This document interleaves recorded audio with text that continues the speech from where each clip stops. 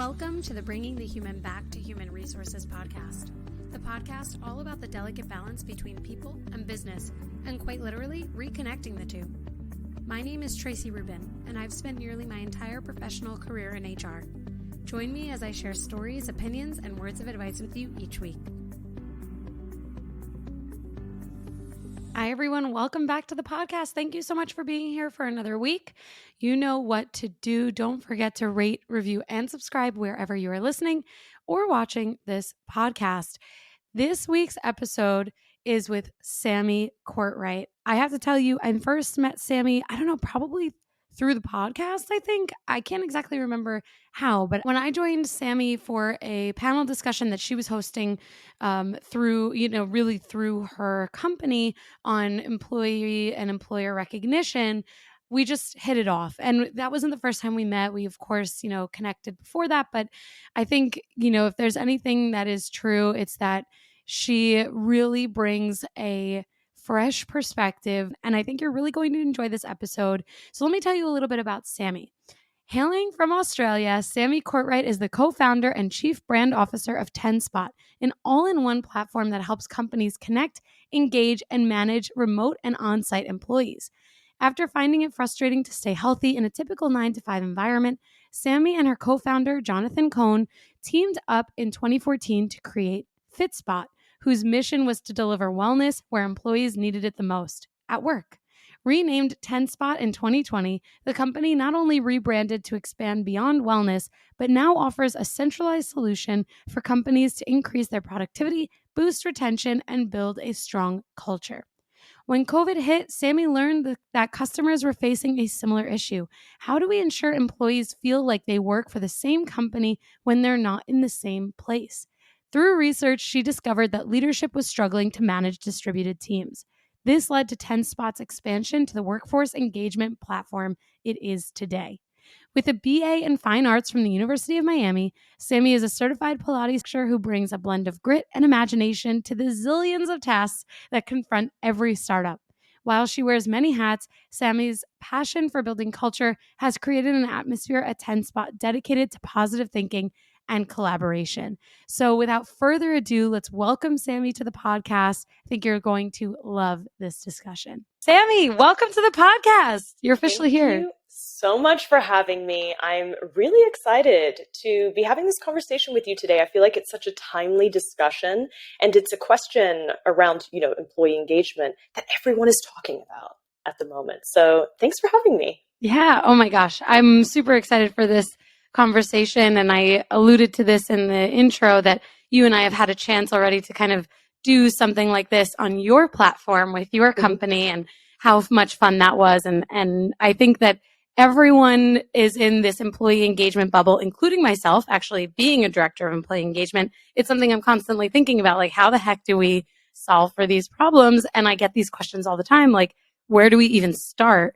And I'm sure this comes up a lot with you that it's very complex. You're not just going to solve engagement with one focus, and it's often, juggling a million things at once. But first of all, I know that this is not only your passion, but it's also your business and your career. But where does someone start? Like when you speak with your customers, or when you even started TenSpot, for example, how did you kind of theorize where employee engagement comes from and where it starts?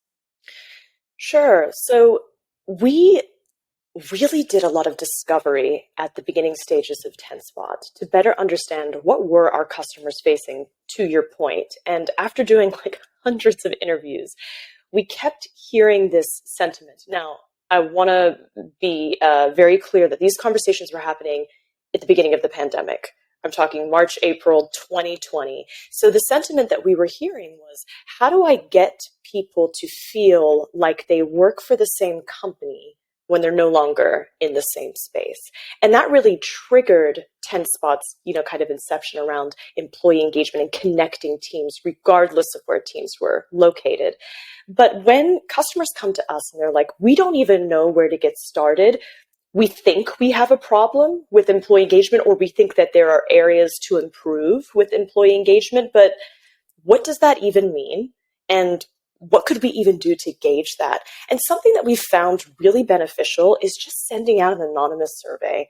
It takes like 2 minutes for people to complete. And there are questions like, hey, do you feel connected to your team? Do you feel connected to the work that you're doing? When was the last time you kind of got recognition for your job? Or when was the last time you felt really engaged at work? Was it around a project? And these are, multiple choice. The last time you guys all got together in person. It's a really great pulse check, and we get all of those results. And regardless if you end up working with TenSpot or not, we give you access to all of these results because it's just more informative and helps guide the conversations moving forward with the customers. And we learn so much about your team. We better understand what engagement means to different people, because to some folks, engaging could be, hey, I sent a meme on Slack to, kind of respond to the trivia question of the day or to the icebreaker question of the day. I got on the phone and had a quick video call with someone to wish them a happy birthday. Engagement means so many different things to different individuals, and there's really no one size fits all. But a survey, in my opinion at least, and from what I've seen with our customers, helps set the groundwork. What are we working with? Who feels what about the company? And how can we ensure that we're delivering an experience or implementing software, in the case of working with TenSpot, that really does hit on some of these pain points that we're recognizing, or some things that we're already doing really well? How do we enhance that? Super interesting. One of the things that makes me think about is the way that culture is built and the way that culture can be destroyed. And I talk to leaders a lot about this on the podcast and my own job, that, it takes actually a lot of work to build a culture, but it takes a lot more work to maintain it, because as you're building an organization, whether you're a startup or you're, a Fortune 500 business, you're constantly growing and adding to your business. And each person that you bring on, or each person that you forget about, that could really impact negatively the culture. And obviously I want to focus on the positive too, that you can also elevate the culture and add value with each new hire or each new promotion. But from your perspective, and I know we'll get into some of the survey results that you've run, back in 2021, but what are your thoughts on this, building and then the challenge of maintaining culture? Where does it all go wrong? And where do leaders, invest their priorities in a way that will always be an investment? Like, where can they spend time that will never be a waste of time or a waste of resources? Okay, so I'm going to start with the latter half of that just because it's top of mind and I've been thinking about this a ton. Where can leaders invest their resources or time to ensure that culture is being maintained or reiterated or reinforced? All of those wonderful words. We notice that leaders that really communicate, and I know this isn't like a money thing, if people can communicate or they invest in tools that help them more effectively communicate. We have found that communication, especially with distributed teams. When I'm talking about distributed teams, I mean folks that are either physically in an office or working remotely or a combination of both. This is where they're really seeing a lot of reward. It's around the communication, the clear communication, reminding people of what they're here to do, the purpose behind their work, and how their work really contributes to the greater mission or vision of the company. There's a reason why people join companies in the first place. Of course, we can sit here and say, yeah, it's the pay. Like, that's the single most important thing. And for some individuals, that it might be, and that's perfectly fine. However, based on a lot of the survey data that we're going to reference in a minute, there's many other factors that come into that decision-making process. And one of those factors is, do I feel connected to this business? Am I excited by what we are working on? Am I excited about the team that I'm going to be either building or working with? And we find that if you reiterate that quite consistently, like, hey, this is what we're here to do, this is what we're building, this is the why, versus just making it very task-oriented with employees and what they need to get done, we found that has really reinforced the culture of doing something together and accomplishing something together that makes people feel really committed to what they're doing. And I will give a prime example because I am guilty of this, especially at the beginning of the pandemic. There was so much taking place personally, like as in people were just trying to literally survive. And Right. people were thinking about their personal health and safety, their families' health and safety, their kids that weren't going to school that now had to be homeschooled, the elderly. There's so many different factors taking place. And I think that's when employees recognized, whoa, I now have to bring my whole self to work. There is no longer work, Sammy, and there's no longer like home, family, friend, daughter, wife, Sammy. Those things are all happening and coming together at once. And my employer, my company, has to be okay with that. And I will admit, at the beginning of the pandemic, I would get on the phone and be like, what are we doing? Run me through the tasks that you have to accomplish today. And then that video call would be over and done with. And I would be like, okay, moving on to the next thing. I stopped asking questions. I stopped Mm, checking in with the team. And I realized, what we were all going through wasn't just an individual experience. This was very much a global experience. So I remember poignantly this one meeting where things weren't really kicking off. It was a brainstorming session. People were feeling a little blocked, or it's really hard to read people on Zoom as well. hmm. And I just said, let's just stop the conversation. How's everyone really doing?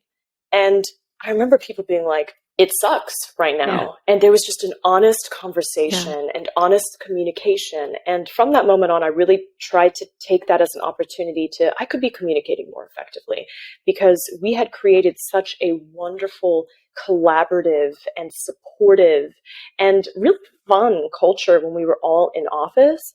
And I was doing the complete opposite when we had moved virtual. I wasn't allowing that communication to kind of happen. I was stunting that because I was trying to just get the task ahead, trying to survive, trying to, Right. keep our business alive, trying to just, navigate this really difficult time. And so I noticed that thread with me. And when I started communicating that to a lot of our customers and leaders that we work with, they were like, I get that.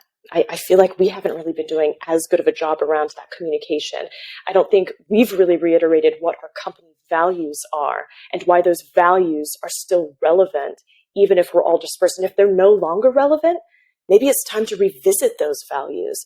So, from a cultural perspective, and a very long way of answering your question, I find that communication is really key, and then reiterating that continuously. And as people join in, allow them to contribute to that versus saying, fit to our form. These are our Mm. values. Of course, you have to, resonate with them. It has to click with you. You have to be excited by them, the mission and the vision as well. But what are you bringing to the table? Everyone has the responsibility to contribute to our company's culture. How are you going to contribute that? What role do you want to play? I love that. This theme on the whole person, I talk about that a lot. Mm, Um, that is, I mean, it's really something that it's almost like if I could just pull all of the leaders, HR, non-HR, all the leaders into one room and say, are you thinking about your people, or are you thinking about them as people and then employees when they're at work? And, of because course. if it's disjointed, you're not going to really figure out how to appeal to that whole person. And so I love that you referenced that. And then you also kind of talked about psychological safety. And this is where I want to bring in the survey that you did. And just to give everyone a background on the survey with the methodology, I'm going to read here just so that everyone is clear that TenSpot conducted its company culture, behavior, and social issues in today's workplace survey with 2,000 people who are currently employed or were currently employed between April 19th and April 20th in 2021. And the margin of error is plus or minus 2.08%. So, 2,000 people, that's a pretty far reaching survey. I mean, it's great that you found 2,000 people to really share their insights with you. It's not so easy to do that. And one of the results that I really want to reference here is really about the psychological and emotional safety. So it's written here that overall 76% of respondents reported that the company they work for is a psychologically and emotionally safe place to work for all employees, and that 87% of people feel like they have at least one colleague at work who cares about them as a person, which I was so excited to see. So tell me, I guess, keeping this underpinning of the psychological safety, what were your thoughts when you saw some of these survey results? And there are obviously some areas of improvement here, especially in DE&I, belonging, connectedness, and things like that, that people are saying they expect more from their employers. But what were your initial thoughts after seeing these survey results? Most of us have probably received a corporate gift or swag in the past, but how many of those did you actually end up keeping? If you're like me, probably not that many, which is why you need to check out swag.com for your company. It is the best place to buy custom gifts and swag that people actually want to keep. And let me tell you, I've actually received swag.com swag, not only because of the podcast, but also in my full-time job. And it's an amazing experience to, one, receive a super quickly delivered box of fun. That's what I call them, box of fun. That's how I described it, at least to my husband. I'm like, this is a box of fun. Thank you. Please, it's mine. Don't touch. But opening it, it's a personalized experience. At my full-time job, we use swag.com, and it's no coincidence that now swag.com is a sponsor for this episode, because it works. And when I received a swag box from my current company, I got everything from a water bottle to a hat, and it was all customized for our company. When swag.com sent me a box from swag.com for this podcast, though, it was all swag.com stuff. And let me tell you, it was so awesome to receive a pen and another water bottle and some stickers, and I just love it. And I know that you and your company would love it too, because when you can customize something that actually, looks the part, feels the part, your employees enjoy it, because again, even the box is customized. I mean, we're talking full end-to-end swag. It makes it easy to reward and recognize your employees. And the other thing that's really cool about swag.com is that they can house all of the merchandise for you. So if you're a remote employer, you don't even have to worry about how you're going to get swag to people, and you don't even have to worry about storing that swag. So swag.com can keep everything in-house for you. And swag.com carries premium brands like the North Face, Yeti, Nike, and more. And it's all, again, customizable with your company's logo or artwork. You can even create custom swag boxes full of great branded items like I just shared with you, all delivered in a fully unique box, aka what I call the fun box. With swag.com, you can store your swag at their warehouse and ship to individual addresses, or send in bulk to a single location. And you can easily manage it from their free-to-use online portal, which, let me tell you, is super awesome, intuitive, easy to use. Go to swag.com today for the perfect swag and custom gifts for your company. Right now, I actually have a special offer to help you get started, which would be 10% off of your order, but only when you go to swag.com/humanhr and enter the promo code humanhr10. So remember, for 10% off, you go to swag.com/humanhr and use promo code humanhr10. I'll put everything in the show notes to make it super easy for you, but head to swag.com now. Well, I love that you mentioned the 87% stat first, because you forget, and I forget this sometimes as well, that generationally, Gen Zers are going to work expecting or relying on work at times to be that social interaction for the day, to be that opportunity to make friends, to be that opportunity to have, your co-working wives and husbands, all of those things that I kind of forgot about. I thought, I had to put myself in their shoes. You've just graduated college, and then you start your first job potentially fully remotely in a global pandemic where you're working from your apartment, and there is still that response, that high response, that there is someone at work that they've really connected with, that they feel like they have, camaraderie. And that did make me incredibly happy. And it reminded me also very quickly that socialization is so important in the workplace. And if we're just focusing on work at work, we're missing kind of that whole picture and that whole opportunity for employees to form friendships. Look, there's stats out there that support, when you have friends at work, largely you stay because you feel more connected to the work that you're doing. You don't want to let them down. And you also form friendships. It makes it a little bit more difficult to just, get up and leave. Totally. I think about how I started my career after college, which was back in 2014. And someone that I met, actually a lot of the people that I met in that first job, I'm still friends with today. One person in particular I'm super close with. And I have thought about this a little bit, especially when reading this survey result that it must be so difficult to graduate college being fully like overwhelmed with socialization. Obviously, to me, best part of college was the socializing. I loved it. Hello, right? And then you are potentially like working out of your parents' basement or your childhood home, or maybe you moved out, or maybe you have a roommate, maybe you like them, and now you're like almost completely isolated. And so this has come up interestingly in other surveys that Gen Z is torn. They want to go back Mm. to the office, but they also want the flexibility of being remote. And that flexibility can come in so many different ways. But and we could talk about that on a different episode for like over an hour, I'm sure, about the beauty of flexibility. But I never, I honestly didn't really think enough about the population that was entering the workforce during a pandemic You and I'm telling you, you never, because everyone was focused on, themselves and how they're going themselves. to navigate this. But you're so right. And I started thinking about all of the things that you learn just by naturally being in an office, like office etiquette. Yeah. You learn how to, when you're like kind of looking over your colleague's shoulder when they're sending off an email, oh, they CC everyone in that. I'm going to go ahead and CC Yeah. it. You know what I mean? You just start Yeah. learning office etiquette. And I'm like, how the heck are you learning that now?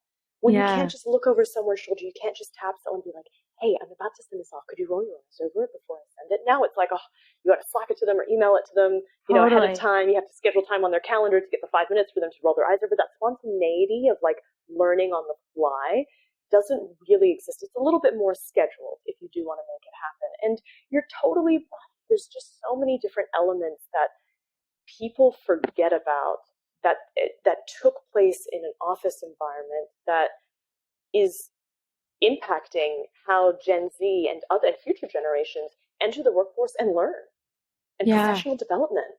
Yeah. I know. I think about Gen Z. We're thinking about you. I mean, it's like it's hard. It's a really complex challenge because you have multiple generations in the workforce. Obviously, I think it's Gen X that, or yeah, it's probably Gen X that's like moving their way out of the workforce, maybe more so the baby boomers, but Mhm. really Gen Z is going to be the large majority probably, unless the millennials are still kind of gatekeeping the majority of the population in the workforce. Hey, representation. Yeah. But I think that Gen Z has had a huge impact actually on the way that businesses have changed and adapted, especially because of this flexibility piece, but also because of the social and political initiatives. And so I would be remiss not to mention these 2 points here. So I'm just going to read again that one of the bullet points in the survey says that nearly half, so about 47% of all respondents, have not been offered or have not participated in DE&I training at their company, which is obviously a huge miss. And then there's another paragraph here that says, while politicians have recently criticized companies for getting involved in politics, 49% of the survey responses reflected company involvement in or support of 5 key socio-political issues, and that 76% of respondents say they know what their company stands for when it comes to company culture and social issues. So I wanted to kind of juxtapose these things because I think there's definitely a lot of involvement with obviously DEI, social political issues, and wanting to feel represented and connected to the bigger picture while at work.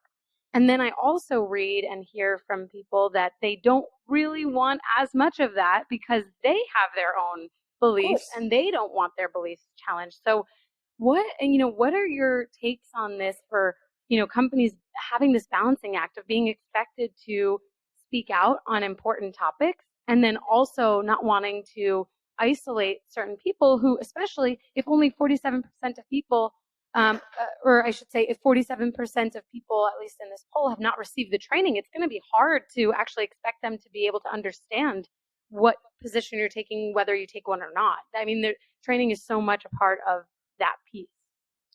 Absolutely. And there's a follow-up question that I wish that we asked, always Yeah. in retrospect, about these types of about when we were going down kind of this rabbit hole. And what I was really interested in is, while you have not received this specific training formally at work, do you feel, because of the environment that you were exposed to in high school, college, how you grew, like kind of grew up and were immersed in Right. it, was that already kind of part of your learning, and what's happening at work would just reiterate that? I think that our Gen Z and younger generations are growing up with a little bit more exposure than even we had as Yeah. millennials I to agree. these types of things. So that was like a follow up question that I wanted to kind of ask, and I think that's really interesting to understand. Yeah. However, compartmentalize that discussion and talk about what we're discussing.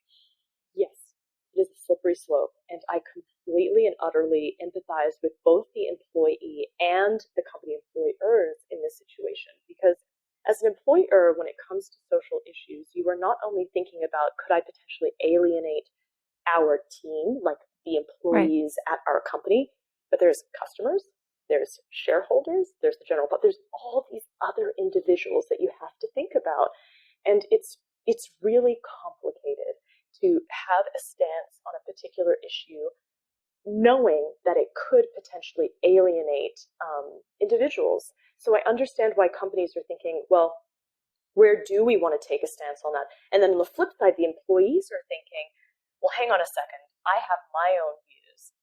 Right. That's personal, and I want to leave that, to my extracurricular activities. I can, get involved with whatever organizations that I want to get involved with on my own time. I don't necessarily need my company, one, knowing it, or two, Right. getting involved on their end. And then the other side of that is that actually I do want them to get involved, and I do want them to have a really strong point of view on issues. I think I'm uncertain if I've really come across a company that has found like that perfect balance, or appeasing everyone, which you can't.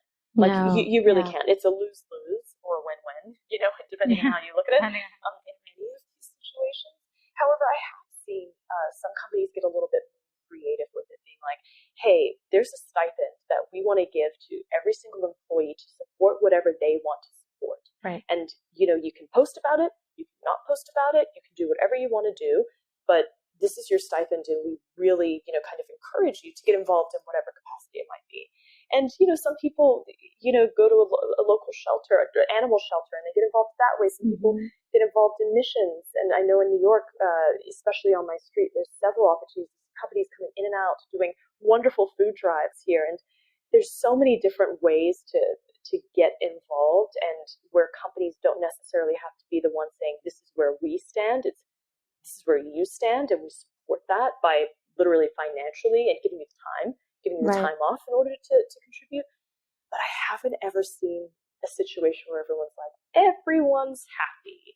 We've No. checked all the boxes. It's really complicated.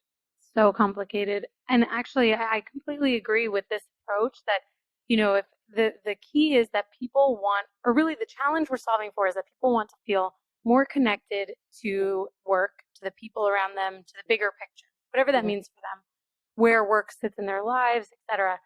And when you pick one way or another in the way in which you as an organization are going to share your beliefs, thinking that you are supporting your employees, you do run the risk of alienating other employees because we can't just assume that everyone shares the same beliefs. I mean, that's exactly part of the problem and why we have to do DE&I training. People are different, and we have to understand and respect and appreciate those differences.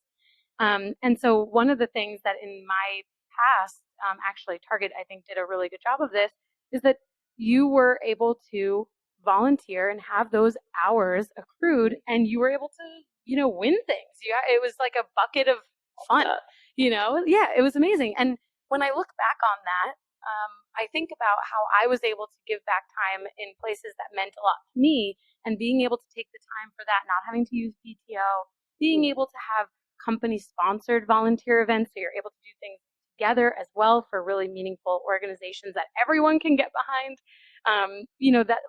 That to me is one of the best ways that companies can avoid getting into that messy area, while also saying we care. We care about all of these issues, but most importantly, we care about you, and we want you to feel supported and appreciated and connected, because these are the things that matter to you. And I know, I can only speak for myself at this point, but I would so much more appreciate that approach, I think, than a company saying that they believe X, Y, or Z and potentially feeling alienated myself or Mhm. underrepresented myself. And I'm sure that there are people who fall on both sides of that line. But I think we'll continue to see more of this, like almost a decentralized approach to DE&I, or like a decentralized approach to like socio-political issues. How do we not alienate Russian employees, Ukrainian employees, and also support them at the same time? 100%. I think as issues keep arising, and that's the world that we live in, right? There will always be something to have a conversation on, and I think that's so important is to have that conversation. But to your point, I love that example that you provided with Target. I think that there are ways that companies can support without necessarily making people feel like they're not a part of this or their opinions not included. Right, right. So, just to kind of pivot a little bit, because I have my own selfish question here, because I am in a tech company, and Yeah. you talked a lot about distributed teams, and selfishly, this is a challenge that I'm presented with in my own company because we are everywhere, all over the globe, and all over the United States, and we're fully remote, and a lot of people, of course, are in this same situation, whether they are in HR roles or not, they could be employees as part of these distributed teams. So when you look at or you think about these companies that do have these teams, throughout different time zones and regions, how can employers today bring those people together virtually in a way that is meaningful? Because you're not always going to be able to pull people together in person. It's a very costly endeavor, especially if you are Yeah. that distributed. So, what are some things that people can do? Sure. So there's several ways to kind of skin this cat. So let's talk about a couple. Ways that we've seen our customers do this with global employees is either there is something quarterly or monthly, depending on the cadence that everyone wants to get involved as well. I think that's really important.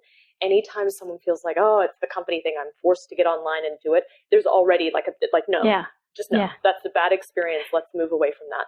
So find the cadence that works really well, and perhaps there is that one all hands on, event that takes place, whether it be trivia, whether it be a virtual scavenger hunt, whether it be fun karaoke, you kind of name it. There's so many really fun virtual team building events that are specifically non-work related that can bring everyone together. And that can be something that's done, like I mentioned, quarterly or monthly.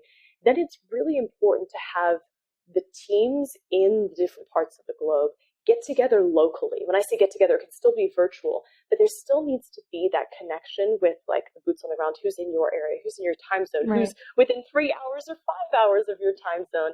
And it's still important to give a budget and support to those types of initiatives too, where it's like, hey, we either wanted to do something in person, so we all grabbed drinks, and did something there, or we wanted to do something virtual. We did a virtual happy hour, and we had drinks sent to us, and we did a cocktail tasting class, something like that, where it's balancing the everyone getting together at once, at a regular cadence, and teams based on their geographical location doing something that's on their own initiative. So something that I will comment on this is that for everyone listening, if you're in the role or position at your company where you feel responsible for coordinating all of these events and experiences and the insurmountable pressure to get this right, get the timing right, make sure that people enjoy it and have a good time, make sure that people actually show up, I hear you and I totally get it. But if you're coordinating the monthly or quarterly get together where it's everyone there, give other people the power to coordinate their more local experiences. It takes the heavy lifting off of your shoulders, if you will, and also gives them the power and reminds individuals that they're also contributing to the culture and the sense of Mm-hmm. cohesiveness at work. So we have a round robin system that we really like our customers to kind of implement, where it's like, here's the culture club or the culture team, and it round robins around individuals to kind of create something fun or do something fun each month, each quarter, whatever that cadence might be. And it takes all of that pressure off it being just like a you thing and it being a company thing. Vote. What do you want to do? To run a poll. What are you excited about? How are we going to get everyone together and do something really fun that everyone enjoys? On that note, I will wrap up with the comment of as I mentioned in the beginning, this will feel still like it's something to do with work, and it is still something to do with work. So the timing is really important. If you do this at 5 p.m., and I know you can never coordinate 5 p.m. for every single time zone, but I'm Right. giving like East Coast time zone, 5 p.m. is already cutting into kids' time, Yeah. into, people coming home from work time, into just all of these other responsibilities. We've noticed the most success with these types of team events is if they take place at like 2 or 3 p.m. Hmm. and people can just get involved. It's 30, 45 minutes max. And then you can carry on with either the meetings that you have for the rest of the day, or it's a bit of a shorter day that day because, you've had a drink or two and you're feeling very merry. Like it's a really nice balance of finding that time and also the length of the experience. We found that real sweet spot, 30, 45 minutes, and either like mid-morning or mid-afternoon. I love that. This is making me really think about just everything. I mean, it's really good feedback and really good advice and also really good data points because I think so often we're probably just trying to throw a dart in the dark, but you have this information. It's what you do, and this is the beauty of leaders, HR and non-HR, to really, stop reinventing the wheel and think about what's already out there and the people who've already done the work, right? And you're right, the coordination is really usually the most work, and then the other part of the work is getting people to join and to go. But I think the what's interesting, and I just recently had a discussion with a leader on this, and this is my last point before I pass it back to you to close us out, but which is that there are these multi-pronged approaches, and there's always going to be this feeling of like, well, if people are feeling burnt out, like, is this going to add to their burnout? But actually, the reality is that if you can get someone to just go, and maybe they have a lot going on, but you just say, listen, let's like unburden you a little bit. Let's move around some meetings. Happy to support. Maybe you have too many meetings. This is often part of the problem, but just go, see if you like it. And most of the time, people are going to enjoy that they spent time doing something with coworkers that didn't actually have anything to do with the work, but really made them feel more connected. And so if you listening are someone who is often the person that says, I don't want to go to things, just go. Just go to, who cares? It's company sponsored. Just take advantage of it, however you want to look at it, whether it's, an opportunity to socialize or an opportunity for a free drink or free food or whatever it is. Just go. Just go. That's what I say, Totally. right? Take advantage. Totally. But with that, thank you so much, Sammy. I'd love to just pass it back to you to tell us and tell the listeners where they can connect with you, where they can learn more about TenSpot, and maybe even learn more about, what they can do with their own companies by connecting. Yeah, absolutely. So one, we have a website, tenspot.com. That's TenSpot.com. You can find us on LinkedIn, TenSpot on LinkedIn, and also connect with me on LinkedIn, Sammy Courtright.